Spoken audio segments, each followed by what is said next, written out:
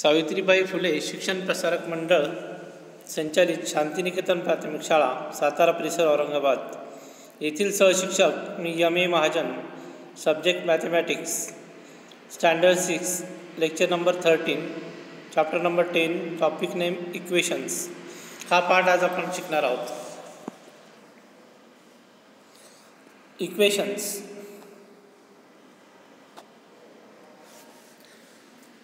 Find two numbers and mathematical operations to get answer 15.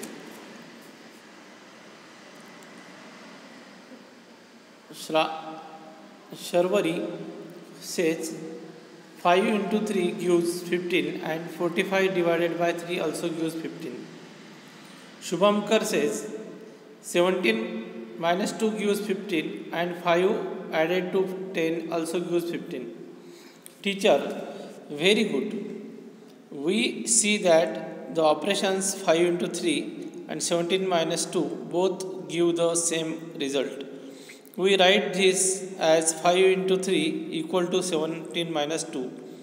In mathematics, the sign of equality shows that the numbers on both sides are equal. They may be the result of different operations on the left hand and right hand sides. Such an expression of equality is called an equation. आता इथे एक संवाद दिलेला आहे, त्याच्यामध्ये teacher आणि शर्वरी शुभंकर यांच्यामध्ये हा संवाद झालेला आहे. याच्यामध्ये टीचरने सांगितलं की बा असे दोन नंबर शोधा की ज्यांचा आन्सर आपल्याला 15 येईल. तर मग शर्वरीने सांगितलं 5 into 3 त्याचा आन्सर 15 येतं आणि तसंच 45 डिवाइडेड बाय 3 त्याचं पण आन्सर 15 येतं. शुभंकरने सुद्धा सांगितलं 17 minus 2 याचं सुद्धा आन्सर 15 येतं आणि 5 जर आपण 10मध्ये ॲड केले त्याचं सुद्धा आन्सर 15 येतं. तर मग सर म्हणले किंवा जेव्हा दोन ऑपरेशन्सचे सारखेच आन्सर येतात त्यावेळेस त्याला जर आपण असं लिहिलं 5 into 3 equal to 17 minus 2 तर त्याच्यामध्ये इक्वॅलिटी साईन आहे, तर दोन्हीकडे आन्सर सारखं येतं. मग अशा ऑपरेशनला आपण इक्वेशन्स असं म्हणतात, ज्याची राईट हँड साईड आणि लेफ्ट हँड साईड ही सारखी असते. आता शर्वरी काय म्हणते बघा. Can we also write the equation 17 minus 2 and 5 into 3? Teacher says yes, that equation is right too. If you write a new equations simply by exchanging the two sides of the equations, then the new equation is also correct, that is balance. तर teacher शर्वरीला सांगतात की आपण जर कधी equations exchange केलं, right hand side left hand साईडला लिहिली, left hand side right hand साईडला जरी लिहिली तरीसुद्धा इक्वेशनचं जर आन्सर जर तेच येत असेल, सेम असेल, तर त्याला आपण इक्वेशन्स हे बॅलेन्स आहे असं आपण म्हणू शकतो. आता बघा, लेट्स लर्न. आपल्याला इथे एक तराजू दाखवलेला आहे त्याच्यामध्ये दाखवले लेफ्ट हँड साईड आणि राईट हँड साईड. म्हणजे लेफ्ट हँड साईड आणि राईट हँड साईड ही जर कधी बरोबर तंतोतंत जुळत असेल तर ते इक्वेशन बॅलेन्स असतं. If there are equal weights in both pans of weighing scale then the scale is balance. Such a balance scale is like an equation. तर म्हणजे जेव्हा आपल्या तराजूमध्ये दोन्ही साईडला सारखेच वजन असेल तर त्यावेळेस ती तराजू ही बॅलेन्स असते. तसंच इक्वेशनसुद्धा हे त्याप्रमाणे बॅलेन्स असतं.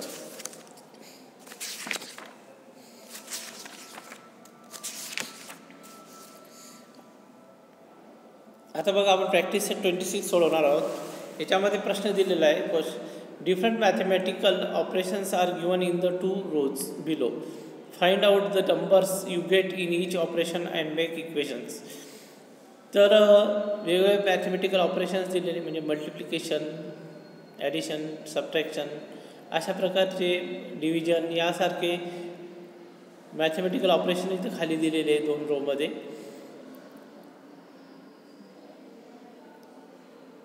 तर त्याच्यावर ते मॅथमॅटिकल ऑपरेशन आपल्याला सॉल्व करायचे आणि त्याच्यावरून आपल्याला इक्वेशन तयार करायचं आहे. तर बघा इथं दाखवलेलं आहे 16/2. 16/2 किती होतात? 16ने टूने डिवाइड केलं 16ला तर 8 हे आन्सर येतं. 5 × 2 किती होतात? 10 होतात. 9 + 4 हे जे आहे इथं 9 + 4 आहे. 9 + 4 आणि इथं 9 + 4 म्हणजे 13. 17 × 3 = 24. 4 + 5 = 9. 8 × 3 = 24. 19 - 10 = 9. 10 - 2 = 8. 37 - 27 = 10. 66 + 7 = 13. तर अशा प्रकारे इथं मॅथमॅटिकल ऑपरेशन सॉल्व केलेले आहेत. आता ज्यांची व्हॅल्यू सारखी आलेली, जसे इथं 16/2 ची 8 आलेली आहे आणि 10 - 2 याची पण ती 8 आलेली आहे. मग हे दोन्ही पण इक्वेशन एकमेकाच्या समोर लिहिलेले आहेत. इथं 5 × 2 10 आलेलं आहे आणि नंतर इकडे 37 - 27 सुद्धा 10 आलेलं आहे. तर हे दोन्ही पण इक्वेशन सारखेच आहेत. 9 + 4 13 आलेलं आहे आन्सर आणि इकडं 6 + 7 सुद्धा 13 आलेलं आहे. म्हणजे दोन्हीकडे इक्वेशन बॅलन्स आहे. 72/3 आणि 18 × 3 हे दोन्ही पण इक्वेशन बॅलन्स आहे, कारण दोन्ही साईडची राईट हँड साईड आणि लेफ्ट हँड साईड दोन्हींचा आन्सर सेम येतं. त्यामुळे इथं हे आपण अशा प्रकारे इक्वेशन लिहिलेलं आहे. इथं 4 + 5 = 19 - 10. तर हे पण आपण इथं इक्वेशन बॅलन्स आहे आणि ते सुद्धा इथं त्यामुळे तसं लिहिलेलं आहे. आता बघूया आपण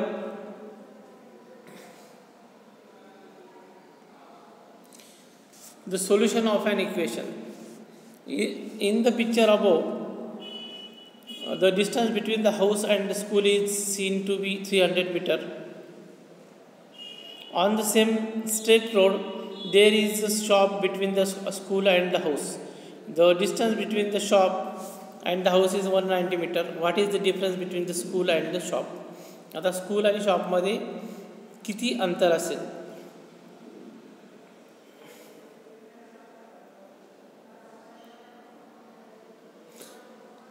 स्कूल आणि शॉपमध्ये किती अंतर असेल? तर मग आपल्याला 300 - 190 करावं लागेल. त्यानंतर आपल्याला त्याचं आन्सर मिळेल. आता use a letter of or number. आता बघा इथं आता इथं आपण इथं स्कूल, शॉप आणि हाऊस, स्कूल, शॉप आणि हाऊस यांचं इथं डायग्राम काढलेलं आहे. आता स्कूलपासून तर शॉपपर्यंतचा डिस्टन्स आपल्याला माहिती आहे, त्याला x मीटर लिहिलेलं आहे आणि शॉप ते हाऊस याचं डिस्टन्स दिलेलं आहे 190 मीटर. तर teacher says see how the given information is shown in the picture above.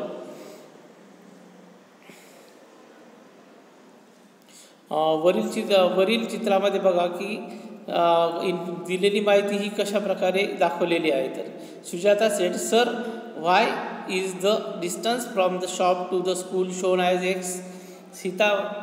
Sujata नावाची मुलगी म्हणते की ह्या डायग्रामकडे बघून की स्कूल ते शॉपपर्यंतचा डिस्टन्स x मीटर का दाखवलेला आहे.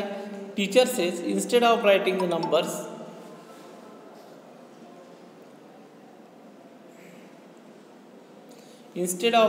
Numbers we suppose that the distance is x. That is the distance we have to find out. Till we do so, we write it as x.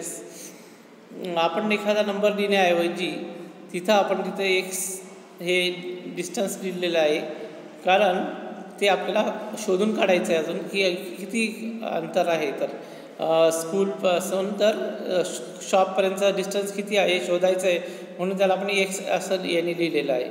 Sameer म्हणतो then the sum of x and 190 should be 300. Sameer म्हणतो मग sir x आणि 190 यांची जी बेरीज आहे, addition आहे, ती 300 यायला पाहिजे. टीचर म्हणतात yes that's right, let's write this in the form of equation. तर आपण हे इक्वेशनच्या स्वरूपामध्ये खाली लिहूया. Remember that x is a number but we do not know its value as it. x + 190 = 300. What is the value of x here. तर इथं एक्सची किंमत किती आहे. Shabana tried out various numbers of x. तर शबानाने व्हेरियस नंबर म्हणजे वेगवेगळ्या प्रकारचे नंबर एक्सच्या जागी ठेवून बघितले. First she suppose x was equal to 70. शबानाला वाटलं की एक्सच्या जागी 70 असेल, 70 असेल. The left hand side become 70 + 190 = 260. That it was less than the right hand side. आता हे 300पेक्षा कमी आहे म्हणून देन शी टूक 150 for x left hand side and become 340. मग तिने 150 त्या एक्सच्या जागी ठेवून पाहिले आणि 150 ठेवून पाहिले. 150मध्ये 190 मिळवले तर इथं 340 आन्सर येतं. तर त्यानंतर this was greater than the right hand side. मग हे राईट हँड साईडपेक्षा इतर 340 मोठे होत आहेत. Finally she close 110 for the value of x that made the left hand side the same as the right hand side and the equation was balance. म्हणजे आता शबानाने तिथं एक्स इक्वल टू 110 ही value ठेवली. तर 110 आणि त्याच्यामध्ये 190 जर आपण मिळवले तर ते 300 होतात. म्हणजे दोन्ही साईड राईट हँड साईड आणि लेफ्ट हँड साईड दोन्ही पण सारख्याच होतात.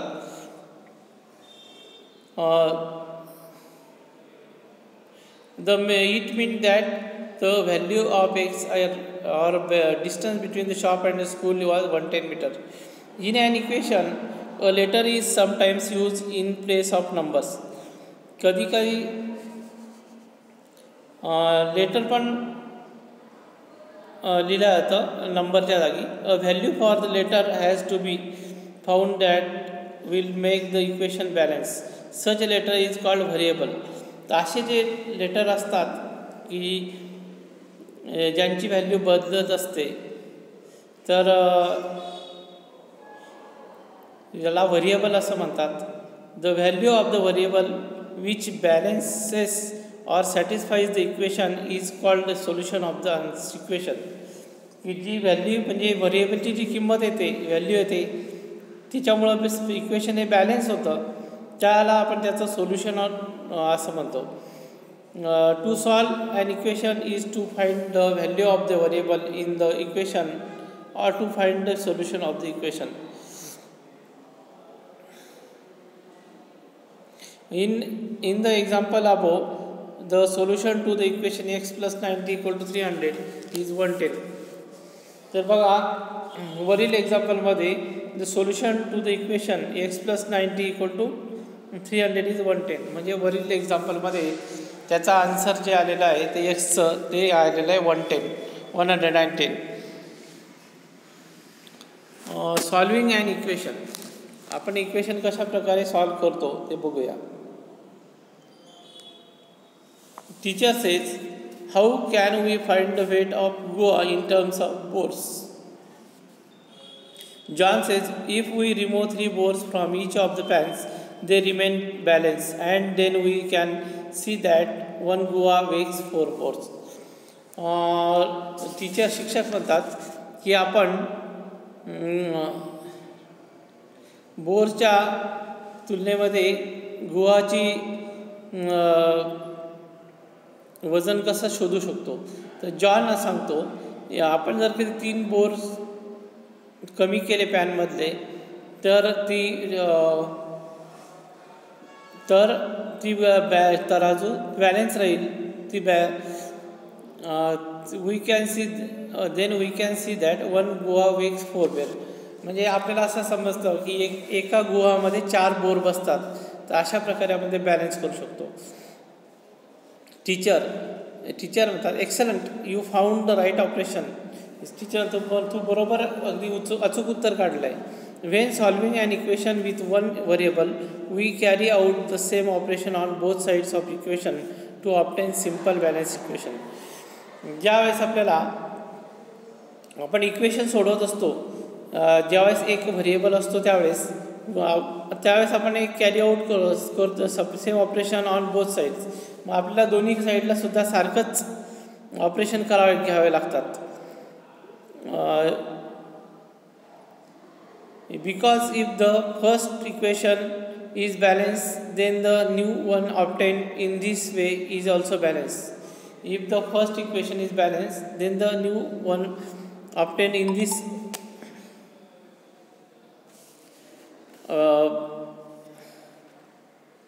way too it is balanced. The equation becomes simpler and finally we get the value of variable. That is the solution to the equation. तर आपल्याला व्हेरिएबलची value मिळते आणि त्याला सोल्युशन ऑफ द इक्वेशन असं म्हणतात. उदाहरणार्थ इथे बघा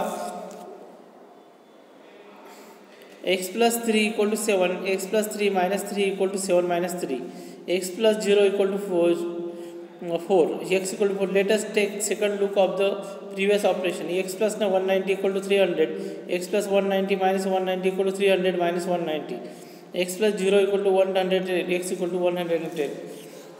While solving an equation, we can use this simple and unerring way rather than examining several random solutions. Let us solve some examples shown.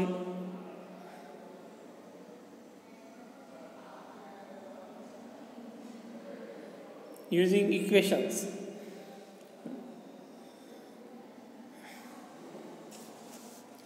आता बघा इथं 4 years ago Diljit was 8 years old. How old is she today? 4 वर्षापूर्वी दिलजीत हा 8 वर्ष वयाचा होता, तर तो आज किती वयाचा असेल? Let us suppose he is 8 years old today. Now let us write the given information using a. A minus 4 equal to 8, a minus 4 plus 4 equal to 8 plus 4, a plus 0 equal to 12, a equal to 12. Diljit is 12 years old today.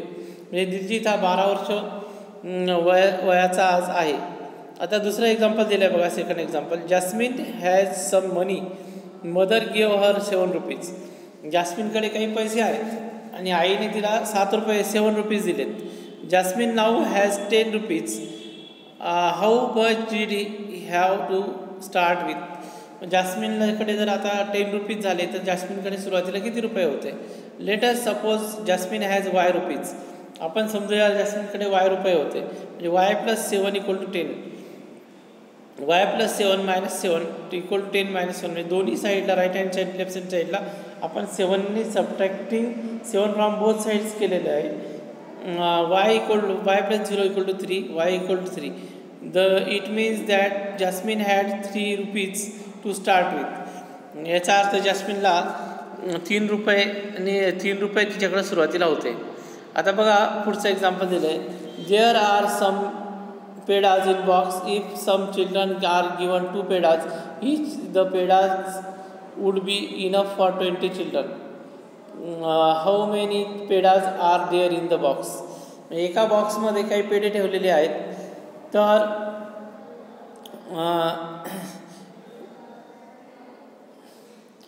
काही मुलांना 2 पेढे एका मुलाला असे वाटले, तर असे 20 मुलांना पेढे उरलेले आहेत, तर किती पेढे त्या बॉक्समध्ये होते? इथं बघा p divide by 2.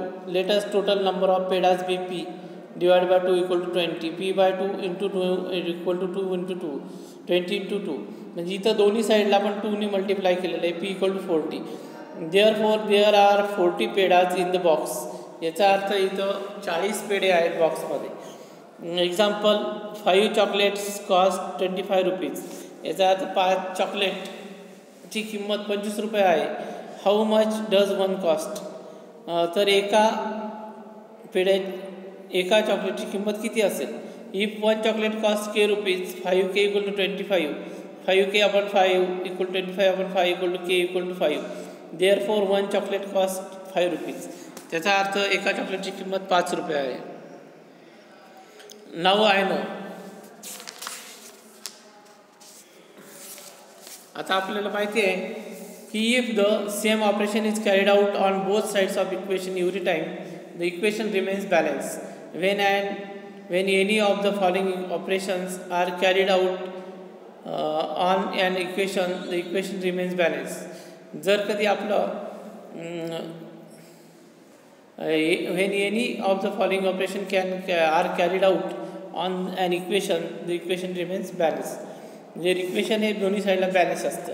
Adding the same number two both the sides, exchanging the 2 sides, subtracting the same number from both sides, multiplying both sides by same number, dividing both the sides by the same non-zero numbers. म्हणजे जर कधी आपण ह्या कोणती क्रिया केली तर equation हे बॅलन्स राहतं. आता बघा practice set 27. Write the following using a letter. आता खालील काही सेंटेन्स दिले त्या वाचन करून घ्यायचं त्याचं त्या वाक्यांचं आणि त्याला आपण इक्वेशनच्या स्वरूपात लिहायचं आहे आपल्याला. The sum of certain number and 3. Sum of certain number and 3 आपण कसं लिहिणार, तर x+3 अशा प्रकारे इथं दिलेलं आहे आन्सर, अशा प्रकारे लिहिणार. The number obtain bye subtracting 11 from another number. तर एखाद्या संख्येतून 11 सबट्रॅक्ट केल्यावर येणारी संख्या x-11. The product of 15 and another number. 15 into x equal to 15x. The product of 4 times the number is 24. Therefore number x equal to 24. Let x be the certain number. तर इथं अशा प्रकारे इथं लिहून घेतलेलं आहे. अशा प्रकारे तुम्ही सुद्धा दिलेले माहिती ही इक्वेशनच्या स्वरूपात अशा प्रकारे लिहितात, याची सराव करायचा आहे. Find out which operation must be done on both sides of this equation in order to solve them. तर आपल्याला हे जे खाली इक्वेशन्स दिलेले आहेत 1 2 3 4 4 हे सॉल्व करताना कोणती क्रिया आपल्याला करावी लागेल हे इथं लिहायचं आहे. आता बघा x+9 इक्वल टू 11. आता हे प्रॉब्लेम सॉल्व करताना हा equation subtracting 9 from both the sides. इथं 9 हे दोन साईडने सबट्रॅक्ट करायचे. x-4 equal to 9 adding 4 to both the sides. तर हे 4 हे दोन्ही साईडला ॲड करतात. 8x equal to 424 dividing both the sides by 8. x/6 equal to 3 multiplying both the sides by 6. तर अशा प्रकारे आपण हे प्रॉब्लेम सॉल्व करायचे आहेत. आता बघा पुढचं, solve the following equation.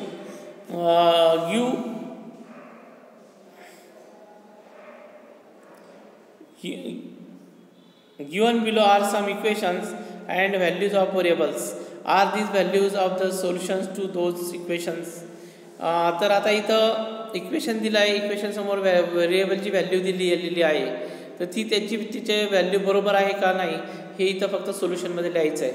u-3 equal to 11. तर u-3 इक्वल टू 11 जर असेल तर तिथं आपण ते इक्वेशन बरोबर आहे का, no. 17 - n+7 n equal to 10 equal to yes म्हणजे बरोबर आहे. 30 - 5x equal to yes. m/2 equal to 14 m equal to 7 no म्हणजे इथं ती व्हॅल्यू त्याची नाही आहे. तर अशा प्रकारे आपण व्हेरिएबलची व्हॅल्यू आहे का नाही हे चेक करायचं आहे इथं आणि तिथं येस आणि नो आन्सर इथं लिहायचं आहे. Solve the following equation. आता आपल्याला काही इक्वेशन दिलेले आहेत ते सॉल्व करायचे आहेत. y-5 equal to 1 8 equal to t+5 4x equal to 52 19 equal to m-4 p/4 equal to 9 आणि 6x+10 equal to 5 m-5 equal to -2 आणि p+4 इक्वल टू -1. आता बघा हे प्रॉब्लेम इथे इथं जी इक्वेशन दिलेले आहेत ते इक्वेशन इथं सॉल्व करून दाखवलेले आहेत. तर पहिला बघा y-5 इक्वल टू 1.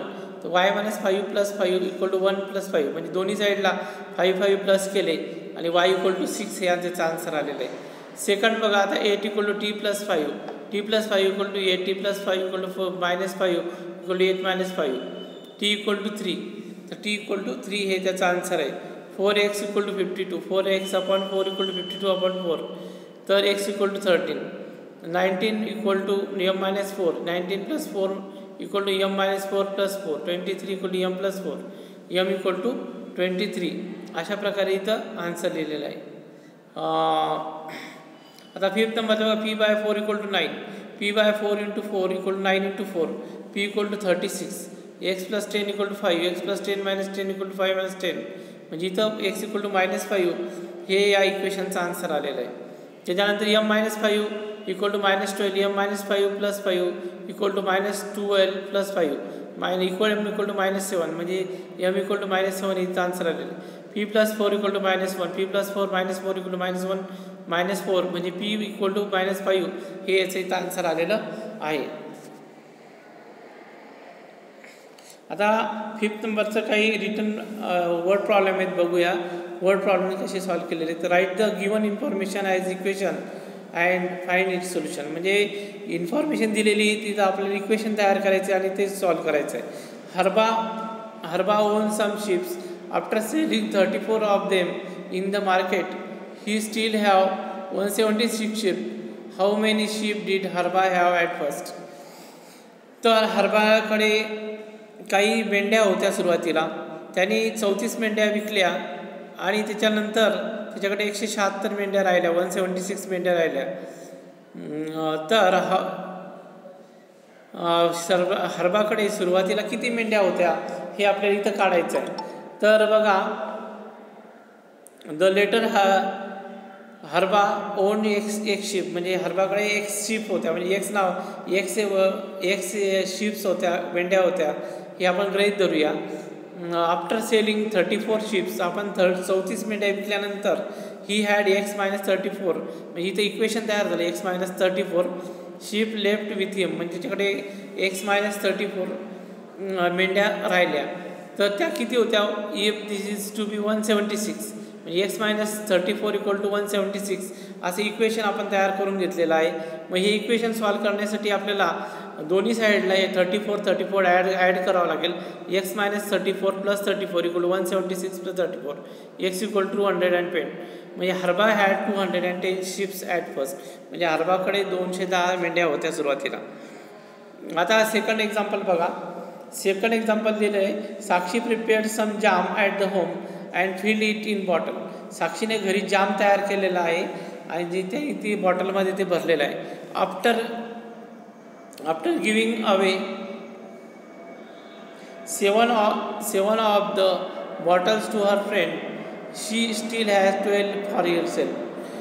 तिने तिच्या मैत्रिणींना 7 बॉटल दिल्या, तर तिच्याकडे 12 बॉटल आहेत. How many bottles had made in all. मग साक्षीने एकूण किती बॉटल तयार केल्या होत्या? If she filled 250 gram of jam each bottle, what was the total weight the jam she prepared. जर कधी साक्षीने 250 ग्राम जाम जर कधी तयार एका बॉटलमध्ये टाकला असेल, तर तिथे एकूण किती जाम तयार केला होता? तर बघा, इथं आता सोल्युशन दिलेलं आहे. Sakshi prepared jam and filled it in x bottles. आता साक्षीने जाम प्रिपेअर केला आणि तो एक्स बॉटल्समध्ये भरला. She give away 7 bottles to her friend. साक्षीकडे एक्स बॉटल होत्या, आपण गृहीत धरूया, आणि तिने 7 बॉटल मैत्रिणीला दिल्या, म्हणजे एक्स मायनस 7 हे इक्वेशन तयार झालं. Remained with her, this is given to be 12. मग आता एक्स मायनस 7 इक्वल टू 12, म्हणजे साक्षीने आपल्याकडे असलेल्या बॉटल्समधल्या 7 बॉटल मैत्रिणीने दिल्या आणि खाली तरी पण 12 उरल्या, तरी त्या 12 तिच्याकडे 12 उरल्या. एक्स मायनस 7 प्लस 7 12 प्लस 7, म्हणजे बोथ साईडला इथं 7 ॲडिशन केलेलं आहे इक्वेशन सॉल्व करण्यासाठी, आणि एक्स इक्वल टू 19 हे आन्सर आलेलं आहे. म्हणजे Sakshi prepared jam and fitted it in 19 bottle. साक्षीकडे 19 बाटल्यांमध्ये जाम तिने फिट केला. The weight of jam in each bottle is 250 gram. जे वेट आहे, वजन जामचं प्रत्येक बॉटलमध्ये, ते 250 ग्रॅम होतं. म्हणजे मग 19 बॉटल होत्या म्हणून आपल्याला 250 × 19 यांचं मल्टिप्लिकेशन करावं लागेल. ते आलं 4750 ग्राम. म्हणजे आपल्याला आमच्याहून लक्षात येतं की 4 किलोग्राम आणि 750 ग्राम एवढं जाम साक्षीकडे होता. तर तिने एकूण 19 बॉटल्समध्ये हा जाम टाकला होता. तर इथे प्रॉब्लेम संपलेले आहे आणि हा चॅप्टरसुद्धा इथे संपलेला आहे. तर thank you. Our next lecture will be 14 number lecture and chapter number 11. Topic name is ratio and proportion. तर हा चॅप्टर आपण पुढील पाठामध्ये शिकणार आहोत. Have a good day, have a nice day. Thank you.